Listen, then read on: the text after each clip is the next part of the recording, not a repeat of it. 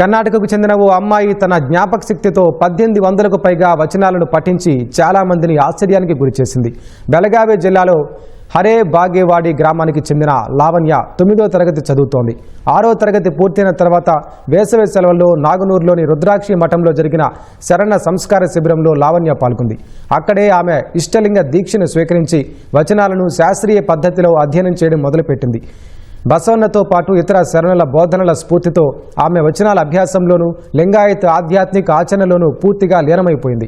గతేడాది నెలమంగళలో జరిగిన అంతర్రాష్ట్ర వచన పఠన పోటీలో ప్రథమ స్థానాన్ని కైవసం చేసుకోవడం ద్వారా లావణ్యకు విస్తృత గుర్తింపు లభించింది. ఆ పోటీలో ఆమె కేవలం 3 గంటల వ్యవధిలోనే 1051 వచనాలను పఠించి ₹1,00,000 నగదు బహుమతిని గెలుచుకుంది. తాను మొదట్లో రోజుకు సుమారు 10 వచనాలను కంఠస్థం చేసేదానని లావణ్య చెప్పింది. అలా రోజుకు 50 వచనాల వరకు కంఠస్థం చేసే సామర్థ్యాన్ని పెంచుకున్నట్లు వివరించింది.